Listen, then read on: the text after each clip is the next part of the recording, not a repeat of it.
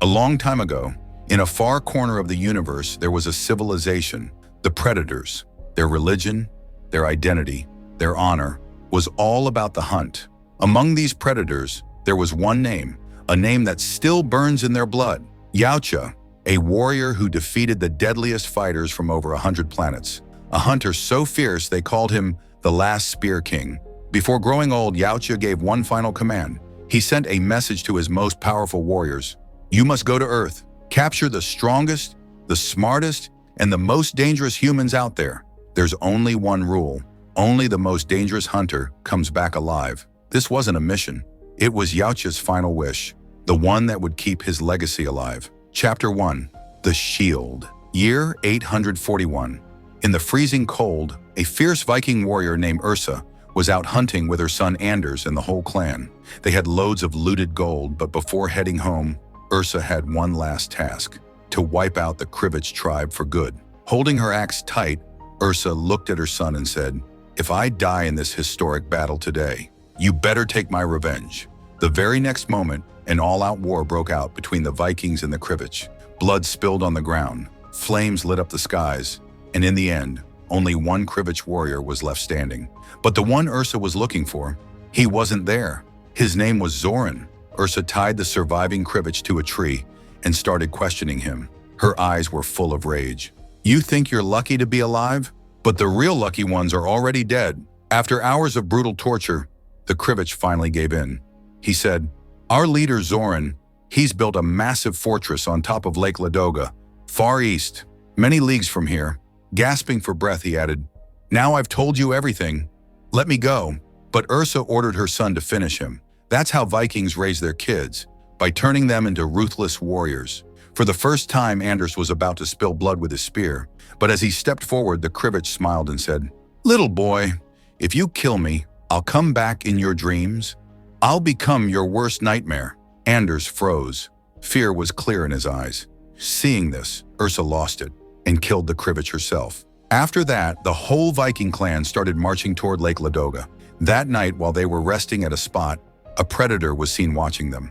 He was keeping an eye on Ursa's clan because he was looking for a true warrior.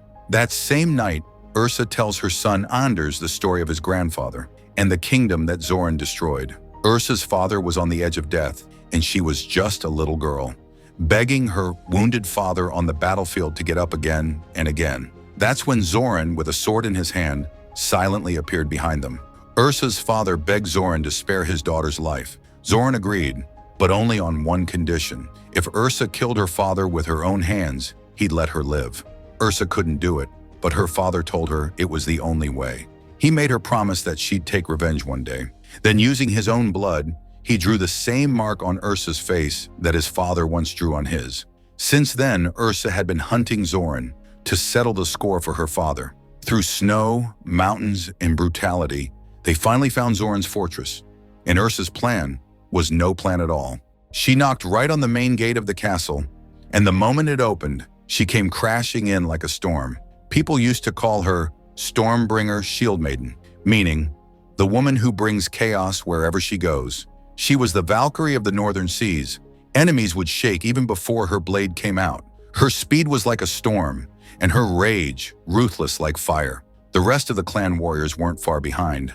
Krivich fighters were falling one by one. That's when Ursa spotted the massive hall doors, slowly closing. She plowed through the enemies in a flash, and like a hunter charging at his final prey, she leaped.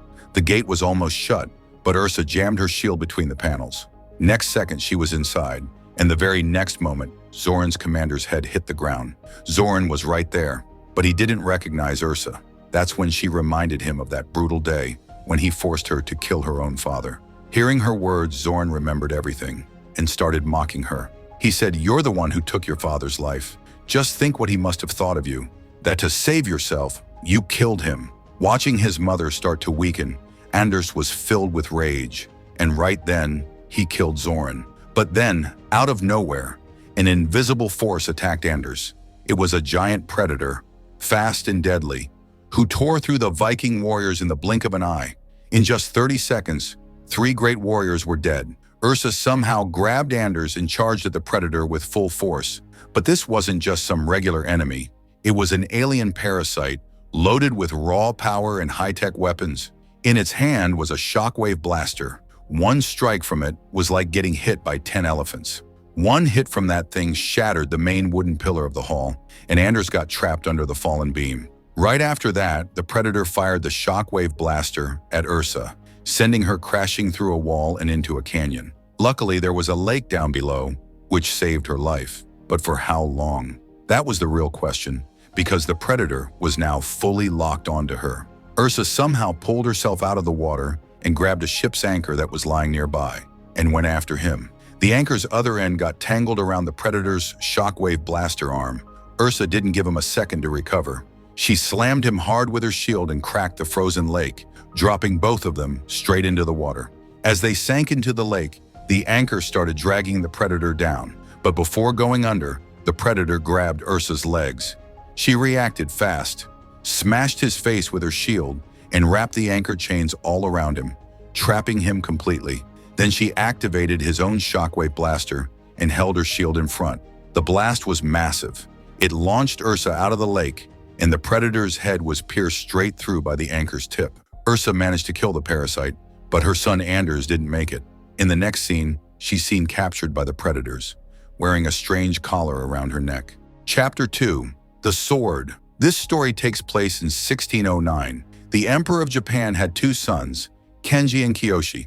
One day the Emperor announced he was ready to name his heir. The rule was simple. Whoever won in sword combat would become the next king, but Kenji wasn't fully ready for it yet. As soon as he sheathed his sword, Kiyoshi saw the chance, quickly drew his own, and attacked. He knew Kenji was a hard worker. If given more time, he'd definitely beat him, so Kiyoshi didn't wait. He struck fast and defeated Kenji. In the fight, Kenji got a deep cut on his face, a scar that became part of his identity. That day, he left the palace for good and lived the rest of his life in obscurity. 20 years passed, and one day, the emperor died. As soon as Kenji heard the news, that very night he snuck into the palace, ready to reclaim his lost legacy. But what he didn't know was that a Predator already had its eyes on him. On one side, Kiyoshi was lighting his father's funeral pyre, and on the other, his brother Kenji was silently making his way into the palace. Along the way, he ran into a few guards, but took them all out quietly. But then, someone spotted Kenji from a watchtower and sounded a giant bell to alert everyone. The moment that bell rang, the soldiers rushed to shut the main gates of the royal hall and stood like a wall in front of Kiyoshi. That meant Kenji had to get through the guards before facing his brother. Next second, a smoke grenade went off, and under its cover, Kenji wiped out all the guards in a flash. Now it was just the two brothers. Same blood, but now thirsty for each other's. Only one would walk away with their father's legacy. What followed was an all-out duel. No mercy, no honor. Their blades clashed like time had frozen. Every move carried years of anger, jealousy, and pain. They weren't just skilled, they could read each other's every step. But in the end, Kenji took Kiyoshi down and slashed his face just like Kiyoshi had once slashed his, meaning Kenji didn't want the throne by killing his brother. But right then, during the fight, the railing of the court broke, and Kiyoshi fell down. His death shook Kenji to the core. He just stared at his father's poster, when suddenly the Predator ripped that same poster and attacked him. But Kenji somehow dodged and got away. Meanwhile, every guard that came in the Predator's path didn't make it out alive. While running, Kenji smashed a window and jumped onto the palace roof. Then he slid across the roof and hung off the edge to hide, because the Predator had made it up there too. Just as it stepped near him, Kenji quickly stabbed it in the legs and made a run for it. See, after losing to his brother as a kid, Kenji trained so hard he turned into a deadly ninja. Jumping off the roof, he threw a smoke grenade right at the Predator, blocking its vision, and used that moment to strike with his blades, tearing it up bad. Kenji ended up falling into the lake outside the palace. As soon as he climbed out, he was shocked to see Kiyoshi was still alive, and the next second, Kiyoshi charged at him with a sword. Their blades clashed again, and the ground shook beneath them. But right in the middle of their fight, Predator jumped in and attacked Kenji. That's when Kiyoshi threw himself in the way and saved his brother, and the two teamed up to take down that deadly hunter. In the brutal fight, the Predator stabbed Kiyoshi clean through with its sword, but Kiyoshi didn't back down till his last breath. Together, the brothers took down the Predator. But the win came at a huge cost. Kiyoshi didn't make it. That's when the story took another turn. The Predators captured Kenji and took him to their prison on another planet, the same prison where Ursa was already locked up. This proved that the Predators were picking warriors from different times, ones who had the power to kill them. Ursa came from the year 841 and Kenji from 1609, which means the Predators were traveling through time to hunt down these Predator killers, and there was a big secret behind it. Chapter 3. The Bullet, Florida, 1941. The country was on the edge of war. Around this time, a boy was speeding down a road, racing with a flying fighter plane in the sky. But just then, his car engine gave out, and he had no choice but to call his dad. His dad showed up, popped the hood, and asked, "What happened?" But Torres wasn't even looking at the engine. His eyes were still locked on that fighter jet soaring overhead. His dad looked into his eyes, and he got it. He now knew his son's heart wasn't in machines. It was in flying. He quietly said, "If you can't understand the engine, flying a plane ain't gonna be your thing, son." Then he pulled an envelope out of his pocket, a draft notice stamped by the President of the United States. That meant John Torres had officially been called up to serve in the military. A year passed. Torres was now working in the Air Force, fixing planes. But deep down, he still had just one dream: to be up there, flying. One day that chance came when the enemy suddenly crossed into their territory and started taking out their planes. During the attack, a fighter jet crash-landed right onto their base. The pilot inside was badly hurt. Before dying, he said in a shaky voice, "I saw a hook in the sky. It tore through our planes. I've never seen anything like it." And he wasn't wrong. The tip of that crashed plane still had that strange hook stuck to it. Right after that, Commander Vandenberg took a team and headed out to take down the enemy. As soon as they left, Torres started digging into the hook. But the thing was weird. Drills couldn't pierce it, and even a gas cutter couldn't scratch it. While testing it, Torres accidentally triggered the hook, and that's when he realized what it really was. Freaked out, Torres rushed to inform his superior, warning that Commander Vandenberg and his team were in serious danger, that the enemy wasn't what they thought. But no one listened. No message was sent. Now Torres had only one option left: to go warn them himself. He grabbed an old, barely flyable plane and took off alone. Meanwhile, Commander Vandenberg and his fighters were already locked in battle with the enemy, and just then, they spotted a Predator aircraft closing in through the clouds. At the same time, Torres arrived on the scene. When the commander saw him flying that plane, he was stunned. He barked through the radio, "This is a war-fly zone. Get back to base now." Torres shot back without hesitation, "Sir, we need to pull everyone out. There's something out there hunting us, and we're all on its list." Before he could even finish his sentence, a strange hook came flying through the air, and in a blink, one of their planes exploded midair. After that, one by one, more planes started dropping out of the sky. Turned out, they weren't fighting some human enemy. They were up against an alien predator, and there was no way to stop its attacks. In the middle of all that chaos, the controller on Torres' plane snapped. But Torres wasn't just any pilot. He was a mechanic. He pulled out a socket wrench and somehow kept the plane under control. But in just a few more seconds, every plane was wiped out by the predator, except for Torres and Commander Vandenberg. That's when Torres came up with a plan. He told the commander, "We need to get him up high, where the cold can freeze his ship's weapon systems." The commander agreed and they got to work. But as they climbed higher into that icy sky, the predator locked onto them. They just needed a few more seconds. That's when Commander Vandenberg made the call to sacrifice himself. He said, "Take that bastard down for me," and flew his own ship right into the predator's line of fire to save Torres. The next moment, he was gone. Now both Torres and the predator were falling as their ships started freezing. Engines were down, and the predator didn't even realize what was happening. Torres took the chance, and the moment his engine kicked back in, he targeted the predator's engine and let it rip. The hit landed, but it wasn't quite enough. This time Torres kept dodging and led the predator straight into the war zone, and with some slick flying, lined up the predator's ship right in front of a massive cannon blast. The hit was brutal. The predator's ship crashed into the ocean. Torres was over the moon, but he had no idea the danger wasn't over yet. Just a little while later, that same predator, inside the damaged ship, rose out of the water and started chasing Torres again. But now its systems were all messed up. Torres pulled off one last trick. He quietly stepped out of the plane and waited for the predator to strike. As soon as the predator locked onto his plane, Torres popped the brake parachute. The chute flew straight into the predator's ship, and its own hook ended up being the reason for its downfall. The hook triggered a massive blast and that predator got blown to pieces. But Torres' story didn't end there. A while later, more predators showed up and took Torres to their planet. They locked him in the same prison where Ursa and Kenji were already being held. What came out during their convo was shocking. All three of them were predator killers. The very next day, they were taken to a deadly battlefield in this strange world, a place no one had ever escaped from. The arena echoed with the roar of the crowd. The vibe was pure war. Then a ship landed on the tallest cliff nearby, and out stepped Yautja, a warrior who had beaten the deadliest fighters from over 100 planets.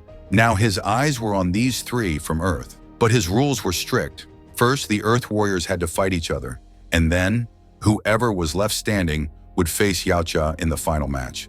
If anyone refused to fight, the collar around their neck would be blown up on the spot. The very next second, all three were handed their weapons. Ursa didn't waste a second. She grabbed hers and charged straight at Torres. But right then, Kenji jumped in and saved Torres. Though Kenji didn't want to attack Ursa, he was just trying to hold her off. That's when Torres came up with an idea, a way they could escape this mess. But for that, they had to reach Yautja's ship. Ursa wasn't interested in anything he had to say. She kept attacking Kenji nonstop. That's when Torres fired a shot at Ursa's weapon, and it flew out of her hand. Just like that time on the battlefield, when her son had once saved her life. For a moment, she saw her son in Torres, and her eyes welled up. But before she could even process it, Yautja flipped the game. He unleashed a giant monster into the arena, a brutal creature that swallowed a predator in a blink. Then it snatched up Torres too. Seeing this, Ursa snapped and charged at it in rage. Meanwhile, Torres was still alive inside the monster's stomach, and in there, he found a predator's high-tech device. Back outside, Ursa's weapon had shattered during the fight. Now she was unarmed, dodging the beast as best as she could. That's when Kenji stepped up and slashed one of the creature's eyes out with his sword. Inside, Torres kept jabbing the monster using the device. Their teamwork paid off, and together they brought the monster down. Yautja looked thrilled. Right then, a small ship flew in and started dragging the dead beast off the battlefield, but Torres was still alive inside it. As the arena went quiet for a moment, Ursa suddenly attacked Kenji again, but Kenji still refused to strike back. Seeing this, Yautja lost it and growled, "Then you both die!" He activated the controller on his arm, ready to blow up the collars around Kenji and Ursa's necks. Just then, something crashed through the heavy battlefield gate with a massive blast. It was that same small ship sent to haul off the monster. But this time, Torres was flying it. He had taken control. Next second, he used the Predator device to free both Kenji and Ursa. After that, the three of them decided to take over Yautja's ship and started moving toward it. But the second they got close, Yautja spun his massive weapon at lightning speed and knocked all three of them flying in different directions with a single blow. Ursa somehow got back on her feet and yelled, "You made a huge mistake sending your warriors after my son.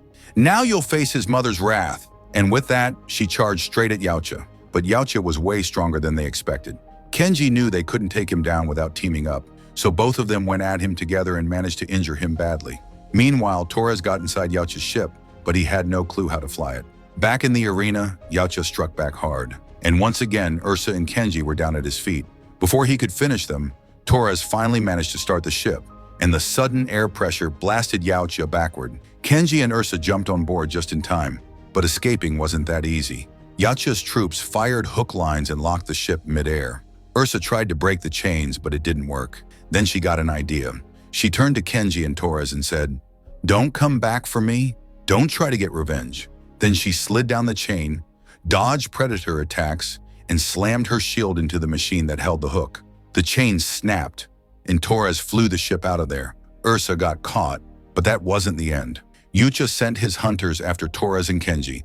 As for Ursa, she was frozen and locked up in a prison. And in that prison was another inmate, Naru. Those who've seen the Prey movie will recognize her. She was here too, 'cause she was also a predator killer.